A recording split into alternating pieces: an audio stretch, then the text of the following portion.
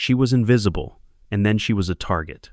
On just her third day at Ethelred Innovations, she had been ordered to fetch tea, openly ridiculed for her simple attire, and treated not as a colleague, but as a ghost meant only to serve.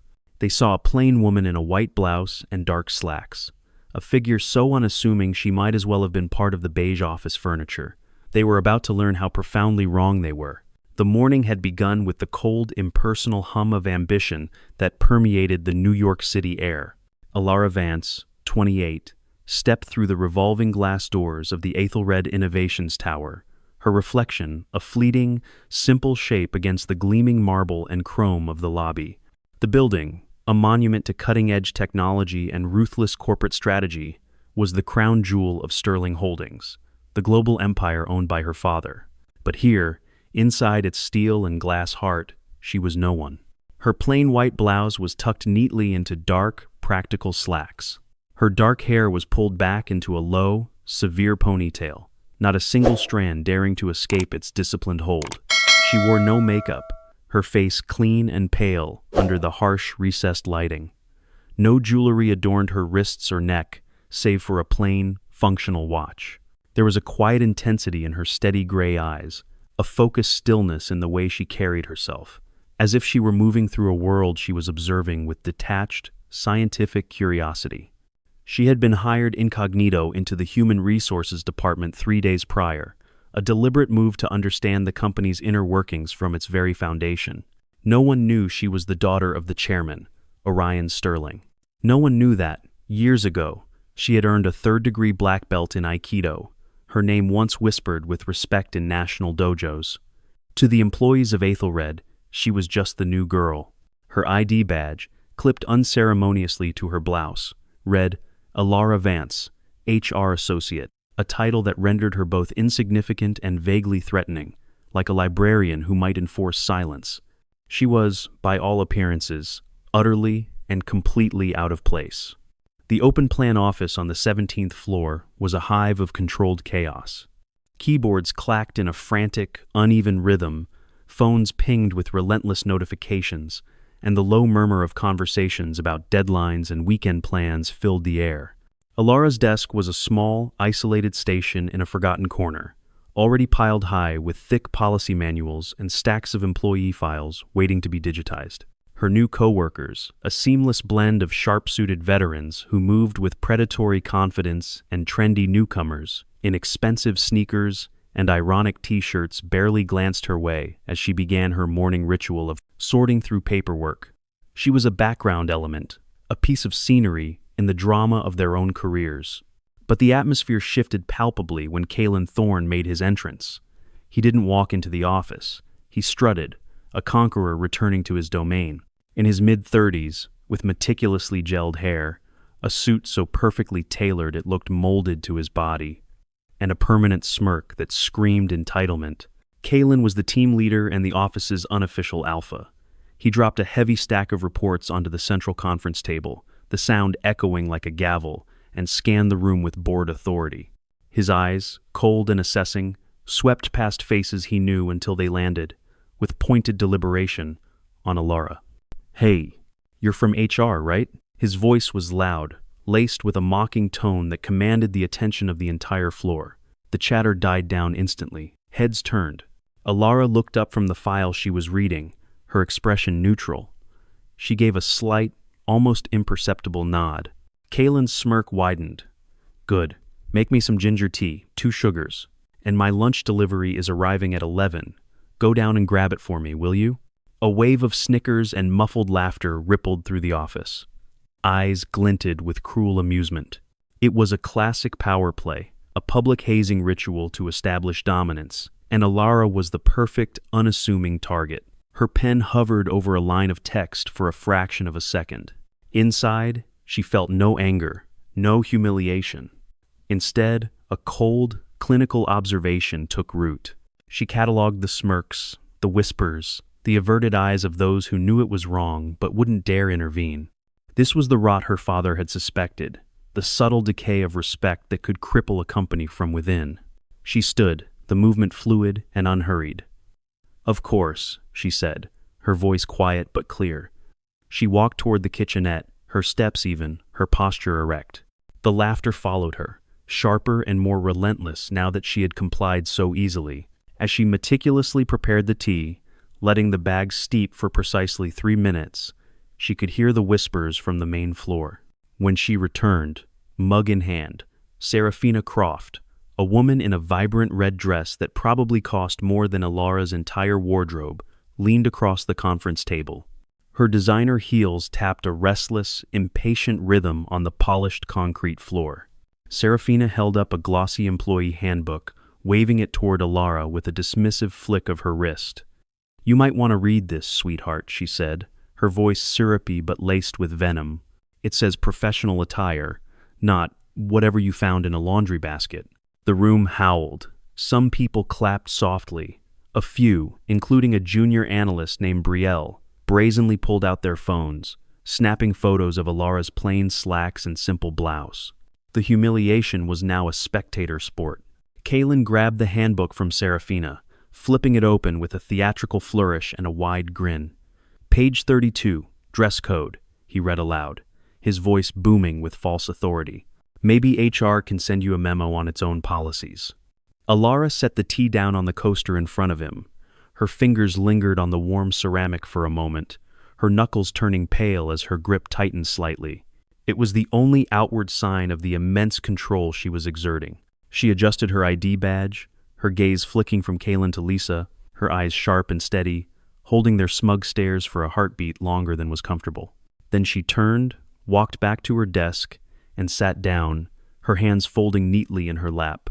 Her silence was a vacuum in the loud, jeering room. Their laughter eventually faltered, their phones still out, having captured every second of her quiet, unnerving composure. Kaylin, momentarily thrown off by her lack of a tearful or angry reaction, took a sip of the tea. He leaned back in his chair, regaining his swagger. "Not bad," he announced to the room. "For a coffee girl." More chuckles rippled through the team. Serafina piped up again, her smile wide and predatory. "Maybe HR is just her side gig. What's your real job, sweetheart, waitressing?" The room roared again. Alara did not look up. Her eyes were fixed on a report in front of her. "The tea is fine, then," she said softly, her voice steady and devoid of emotion. Her calm reply was so unexpected that it was almost drowned out by the laughter. But Kaylin heard it. He blinked, a flicker of confusion crossing his face before he dismissed it. Before the morning meeting could officially begin, another small act of cruelty unfolded.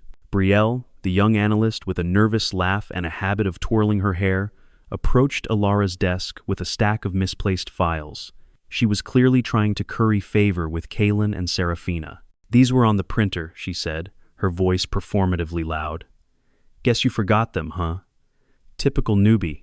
She didn't hand the files to Alara. She dropped them, letting them scatter across the desk, a few sheets sliding off the edge and fluttering to the floor. The room watched, some snickering, others whispering. Brielle stepped back, her laugh sharp and artificial, her eyes daring Alara to react. For a moment, Alara did nothing. Then, with a slow, deliberate grace, she knelt to the floor, gathering the fallen papers. Her movements were measured, but as her fingers closed around a sheet, they tightened, crinkling the edge ever so slightly. She stacked them into a neat pile, her face a mask of calm, but for a split second, a muscle in her jaw clenched. She stood, smoothed her blouse, and placed the files squarely in the center of her desk before resuming her work as if nothing had happened. The whispers grew louder, the eyes of her colleagues still fixed on her, puzzled by this strange, placid new girl who absorbed their taunts without breaking. Meanwhile, in a glass-walled office on the executive floor, Dexter Reed, a senior manager with a reputation for being shrewd and observant, was still puzzling over an email from Alara. She had been tasked with reviewing a new draft of the company's internal data privacy policy, a dry, tedious document most people would skim. But her response, sent late last night, was anything but perfunctory. It was a line-by-line analysis, sharp, precise, and it had caught two critical loopholes that the entire legal team had missed. He squinted at his screen, his coffee cup paused mid-sip. "Carter," he muttered to himself, leaning back in his chair. It wasn't a common name. same as the group chairman. A coincidence, surely. He scrolled up, rereading her analysis. The logic was flawless, the language concise. This was the work of a seasoned strategist, not a junior HR associate on her third day. Frowning, his fingers hovered over his keyboard. Something felt off. He pulled up the company's internal directory and typed her name. The screen displayed her basic profile: Alara Vance, HR associate. Start date: 3 days ago. But as he scanned the details, something caught his eye. Her employee ID was flagged with a restricted access code, a crimson icon, small but unmistakable. It was a C-level security clearance, the kind reserved for top executives and board members. Dexter's frown deepened. His fingers, which had been hovering, now moved with purpose. He opened a secure messaging app and sent a discreet, encrypted message to the head of IT. Why does a new HR hire have a Crimson 7 access code? He leaned back, his eyes flicking to the live feed of the 17th floor office on one of his monitors. He saw her in her corner, a small, still figure in a sea of motion. His suspicion began to crystallize. This was no ordinary new hire. This was a puzzle, and Dexter Reed loved nothing more than solving puzzles. The morning meeting finally kicked off, and Kalen was in his element, his voice booming as he presented the latest employee retention statistics on the large screen. He painted a rosy picture of success, using jargon and buzzwords to obscure the reality of the numbers. Alara listened intently, her pen moving silently across her notepad. She wasn't taking notes, she was doing the math.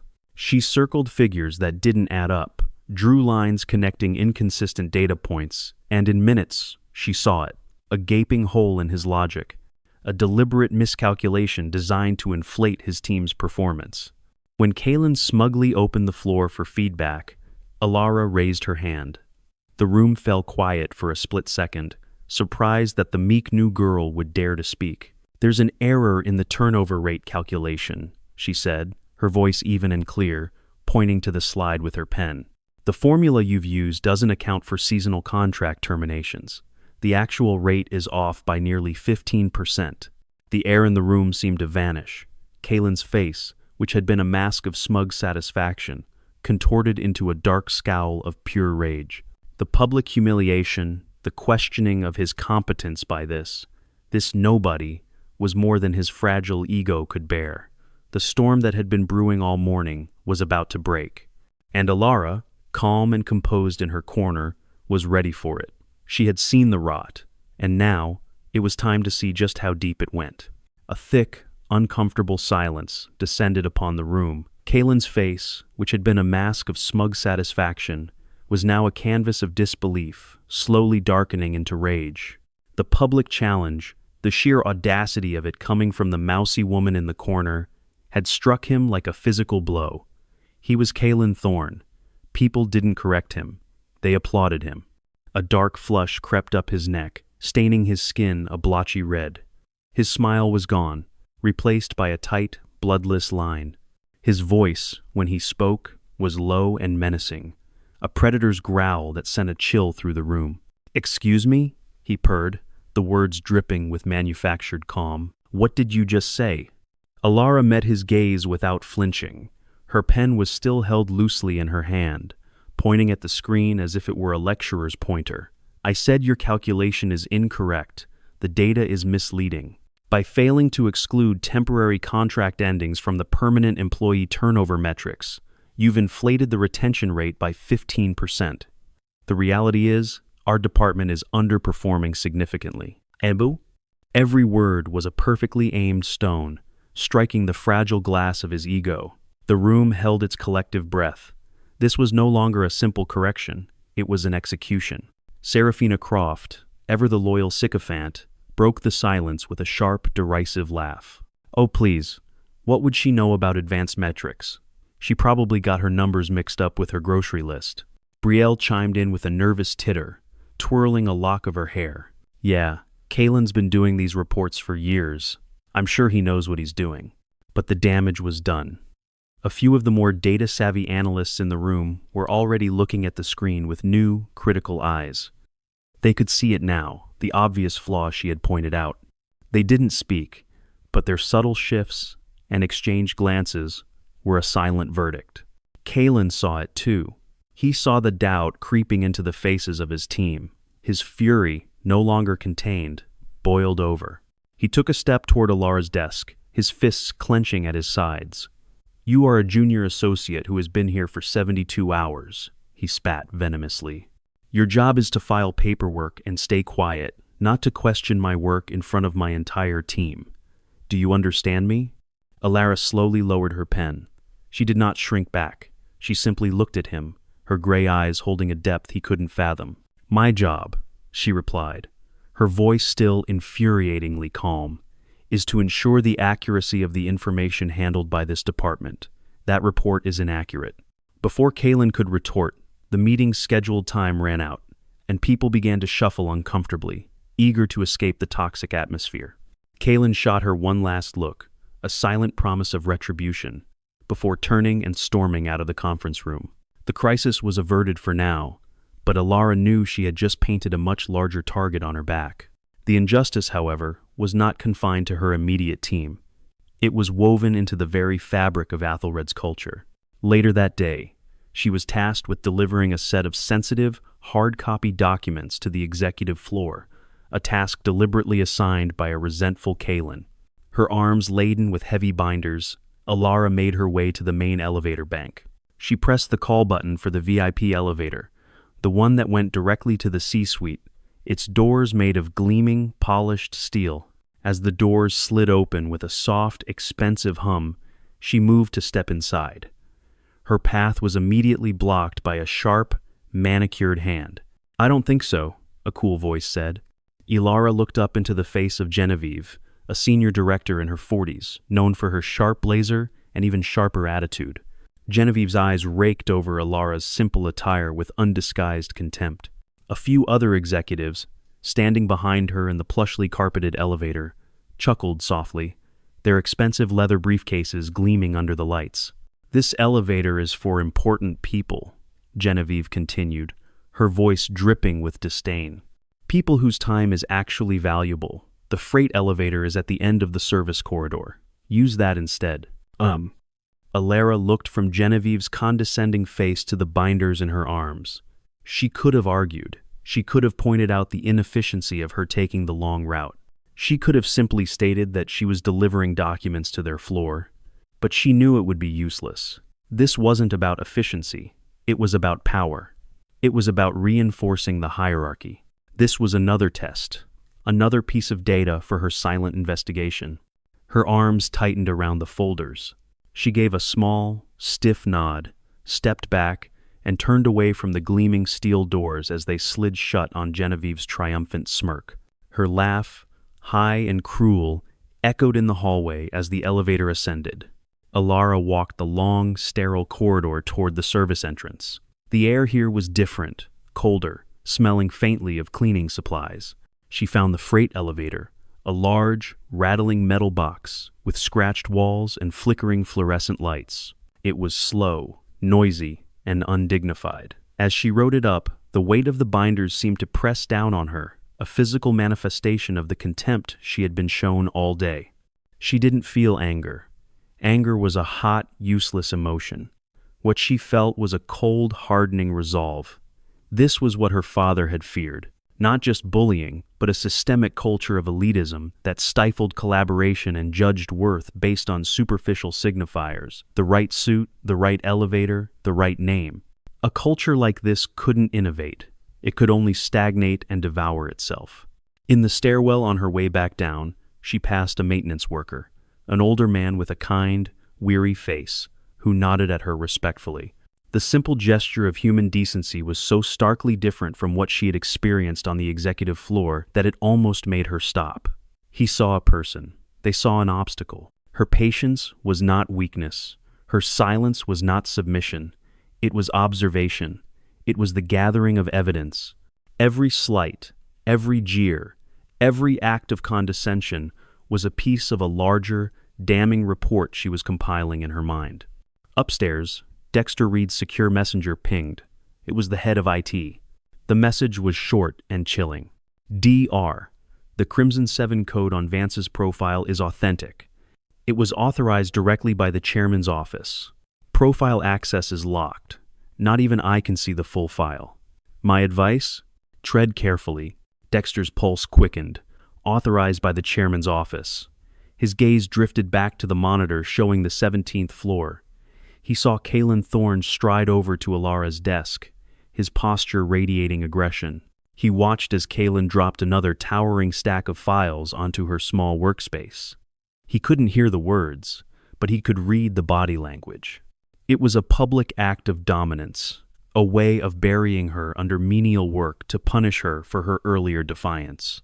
He watched as Alara simply looked at the stack, then back at her screen, and continued to type. Her composure was unnatural. It was the calm of someone who knew something no one else did. The pieces were clicking into place, forming a picture that was both terrifying and exhilarating. He wasn't just solving a puzzle. He was witnessing the setup for a corporate detonation. And Alara Vance, the quiet girl from HR, was holding the detonator. As the day drew to a close, Kalen approached her desk one last time. The office was quieter now, most people having already left. He leaned over her desk, invading her personal space, his voice a low sneer. "I have a big presentation for the board tomorrow," he said, his tone suggesting he was bestowing a great honor. "It's based on those quarterly performance reports.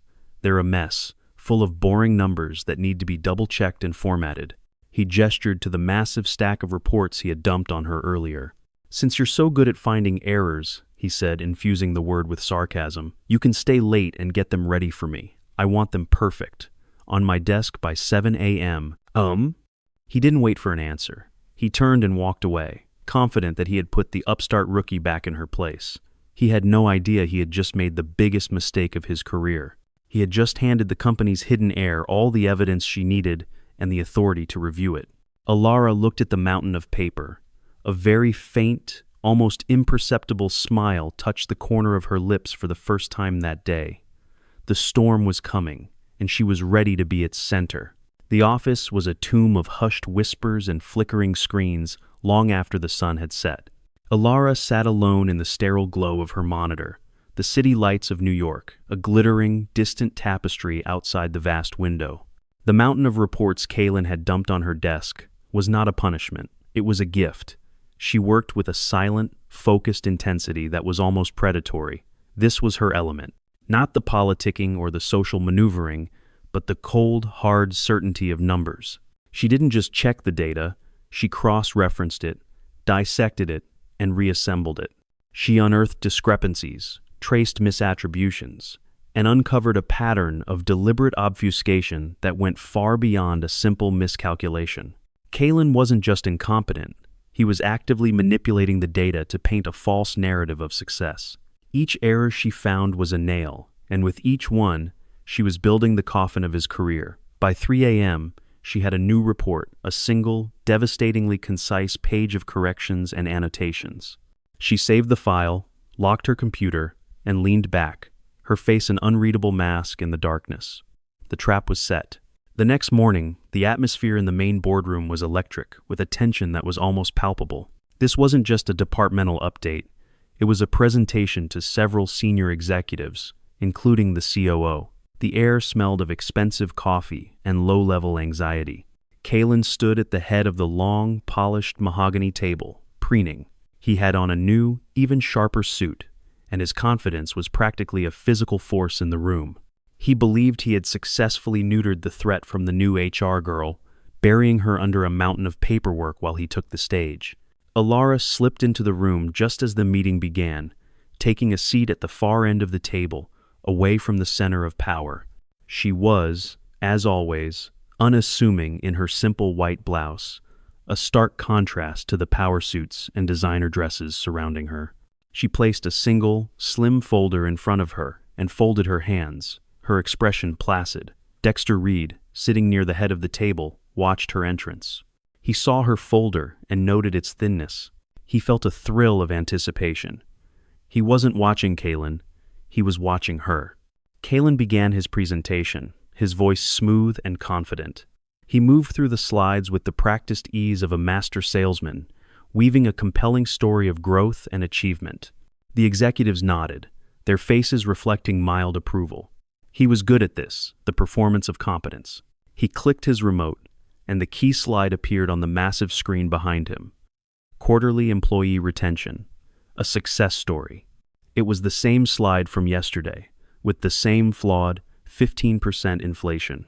As you can see, Kalen said, a triumphant gleam in his eye, our strategic initiatives have resulted in unprecedented levels of employee loyalty and satisfaction. The numbers speak for themselves. He paused for effect, basking in the glow of his own perceived brilliance. I'll open the floor to any questions. A heavy silence filled the room. No one moved. Then, a single hand was raised at the far end of the table. It was Ilara. Kalen's smile tightened almost imperceptibly. He couldn't ignore her in front of the executives. He would have to let her speak, then publicly humiliate her. Yes. Ilara, he said, his tone dripping with condescension. Do you have a question? Not a question, Ilara said, her voice quiet but carrying with absolute clarity in the acoustically perfect room. A correction. The executives shifted in their seats. Dexter Reed leaned forward slightly. Ilara stood up. The report you were given last night, which I was tasked to review, contained not just the miscalculation I noted yesterday, but a series of systemic errors. The figures on that screen are a work of fiction. Kalen's face went white. That's an outrageous and unprofessional accusation, he snapped, his voice losing its smooth veneer. Ilara was undeterred. Is it? She asked calmly. She opened her folder. You've included the exit data from 2 subsidiary departments that were dissolved last quarter, counting their employees as retained when they were in fact laid off. You've miscategorized voluntary resignations as internal transfers. And you have used a predictive analytics model that has been outdated for 3 fiscal years. The documents you asked me to review prove it. The real retention rate isn't just 15% lower, it's trending negative for the first time in company history. She laid it all out with the dispassionate precision of a surgeon. There was no malice in her voice, only fact. And that made it all the more devastating. The executives were no longer looking at Kalen with approval. They were looking at him with cold, hard scrutiny. His entire world, his carefully constructed facade of brilliance, was crumbling to dust in front of the most powerful people in the company. He stared at her, his mouth slightly agape. His mind couldn't process it. This quiet, insignificant woman had just single-handedly dismantled his career in less than 60 seconds. The blood drained from his face, then returned in a furious crimson tide. The carefully controlled mask of the corporate alpha shattered, revealing something raw and ugly underneath. You, he choked out, his voice shaking with a rage that was primal. You little nobody. Before anyone could react, he moved. He lunged across the small space separating them, his face a contorted mask of fury. The executives gasped. Dexter Reed started to rise from his chair, but it was too late. Kalen's hand shot out and grabbed the collar of Ilara's simple white blouse, yanking her forward. Who do you think you are to call me out in front of everyone? He growled, his knuckles white, his voice shaking. Phones, which had been resting on the table, were now being raised, their small red recording lights blinking on. Whispers of shock and horror spread through the room. Ilara didn't flinch. She didn't scream. Her eyes, locked on his, remained unnervingly calm. In that split second, as his grip tightened and the fabric of her shirt strained, the world seemed to slow down. She felt his forward momentum, the aggressive energy he was pouring into his attack. It was not personal. It was a variable that needed to be controlled. And then, in one fluid, impossibly fast motion, she twisted. It was a classic Aikido technique, Irimi Tenkan, the entering and turning movement. She didn't resist his pull. She moved with it, stepping into his space, her body becoming the pivot point around which his own momentum would destroy him. Her hand came up, not to strike, but to guide his wrist, her other hand finding his elbow. She broke his grip and redirected his forward lunge. He was no longer pulling her. He was being thrown by his own unchecked aggression. He sailed past her, his expensive suit a blur of motion, a look of complete shock on his face. He crashed to the floor with a sickening thud that echoed through the silent boardroom.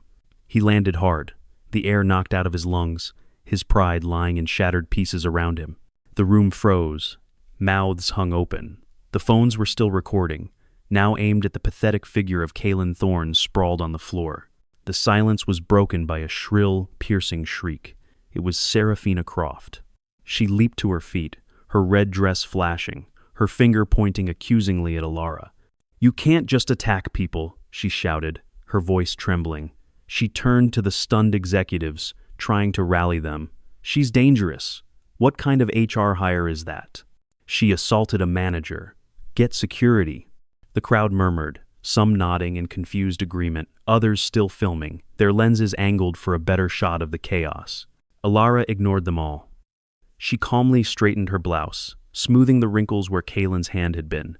Her hands were steady, her face blank. She sat back down in her chair, her gaze returning to the report on the screen, her pen moving again to circle the flawed number. "The error is still there," she said, her voice soft but cutting through the rising chaos like a shard of ice. Seraphina's pointing finger trembled. Her voice faltered. The room's murmurs grew uneasy. A young tech analyst in the back, his eyes wide behind his nerdy glasses, stammered to the person next to him, That was a competition-grade reverse throw. A Kode Gaishi." His voice barely carried, but it broke the spell of accusation. Justin lay on the floor, stunned and gasping, his perfectly tailored suit now rumpled and pathetic.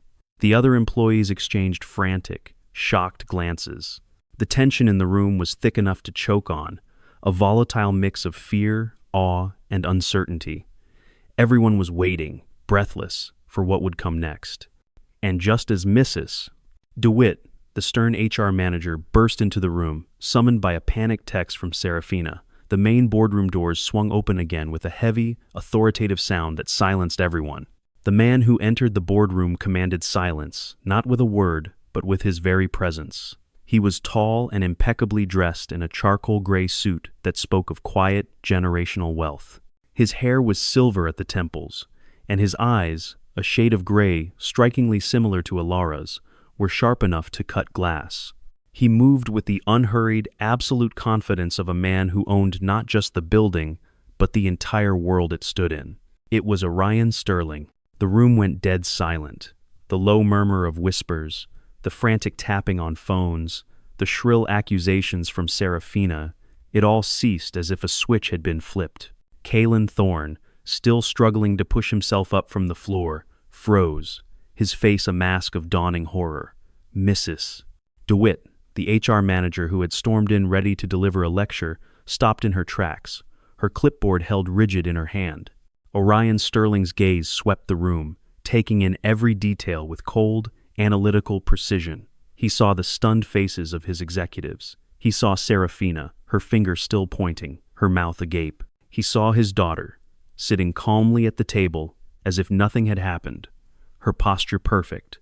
Finally, his eyes landed on the pathetic, disheveled form of Kaylin Thorne. His expression was unreadable, but a chill emanated from him that was more terrifying than any outburst of anger.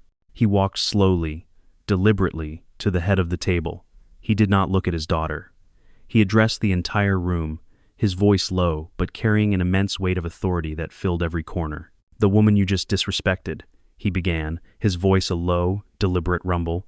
"The woman whose expertise you publicly mocked, and the woman whom your team leader just physically assaulted." He paused, letting the weight of his words sink in. "Is my daughter Alara Vance." A collective, silent gasp rippled through the room. The air seemed to vanish. Kaylin's face went from white to ashen. His shaking hands, which had been pushing against the floor, collapsed, and he fell back with a soft groan. Seraphina's phone slipped from her nerveless fingers, clattering onto the mahogany table with a sound that was deafening in the silence. "Mrs." DeWitt's clipboard froze midair, her bun suddenly looking less tight and more like a knot of pure shock. Orion's gaze finally shifted to his daughter, and for the first time, a flicker of warmth, of immense pride, entered his eyes. "And today," he continued, his voice ringing with finality, "is her final assessment before she is appointed Deputy CEO of the entire Sterling Holdings Group. Congratulations, Alara." The reversal was absolute. The world had just been turned upside down. The quiet, unassuming girl from HR was not just the chairman's daughter, she was their new boss. The power dynamic in the room didn't just shift, it shattered and reformed in an instant, with Alara at its undisputed center. Kalen scrambled to his feet, his face a pathetic mix of pain and terror. "Mr. Sterling, sir, I didn't know. It was a misunderstanding," he stammered, his career crumbling in real time. Orion Sterling didn't even glance at him. He turned to Mrs. DeWitt. "Have security escort Mr. Thorne off the premises. His termination is effective immediately. Serafina Croft and Brielle are suspended without pay, pending a full investigation into workplace bullying. Genevieve will be demoted for her abuse of authority. I want this company's culture scrubbed clean, and I want it to start today." His orders were delivered with the cold, swift finality of a guillotine. There were no arguments, no appeals, just silent, terrified compliance. As security guards entered to remove a sobbing Kalen, Alara finally stood. She collected her slim folder, her movements as calm and deliberate as they had been all morning. She looked at Dexter Reed, who was watching her with an expression of profound respect and dawning understanding. She gave him a small, almost imperceptible nod, a silent acknowledgement that he had seen her when others had been blind. She walked out of the boardroom, her bag over her shoulder, her steps as steady as ever. She didn't look back at the chaos she had unleashed. Her work here was done. In the weeks that followed, Ethelred Innovations was transformed. The cutthroat, superficial edge that had defined its culture was dulled, replaced by a new, cautious respect. The whispers were no longer about status or fashion, but about competence and integrity. The video of Alara's perfect Aikido throw became an underground legend within the company, a cautionary tale for anyone who dared to judge a book by its cover. Alara settled into her new role as deputy CEO. Her office moved to the executive floor, though she kept it simple. No fancy chairs, no ostentatious art. She now wore a white blazer over her simple blouses, her hair often draped loosely over her shoulders, but her slacks were still plain, her demeanor still grounded.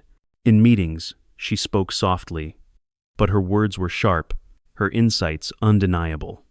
No one laughed at her anymore. No one questioned her place. She reviewed budgets, streamlined hiring processes, and pushed for policies that rewarded merit, not sycophancy. Fridays at Ethelred became special. Alara, drawing on her past, started a voluntary self-defense and empowerment class for female employees, held in the company gym after hours. She wore her black belt, her movements fluid and powerful, her voice encouraging. During the first class, a shy newcomer, a young woman in her 20s, who reminded Alara of herself 3 weeks prior, hesitated before stepping onto the mat. She looked nervous, out of place. Ilara smiled, tying her own belt tighter. She walked over to the young woman. "Don't ever be afraid of being underestimated," Alara said, her gray eyes warm, her hands steady.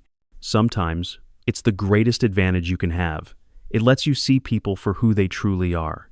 She paused, her gaze sweeping over the women gathered in the gym, analysts, marketers, engineers. "Your value isn't determined by a title on a badge or the brand of your clothes. It comes from your strength, your intelligence, and your courage to stand your ground. Your strength is already there. You just have to learn to trust it." The young woman nodded, her shoulders squaring, her fear fading into a flicker of determination. She stepped onto the mat. The class grew each week, the gym filling with laughter, strength, and a newfound trust. This story was for them. It was for everyone who had ever been pushed down, laughed at, or told they didn't belong. For the ones who had stood tall when the room turned against them, who had carried their dignity like a shield through the worst of it. They knew what it was like to be unseen, to be judged for what was on the outside. But now, they also knew the profound, unshakable power of holding your ground, of proving them wrong, not with words of anger, but with the quiet, undeniable force of your own worth. Their strength had always been there, waiting for its moment to be revealed.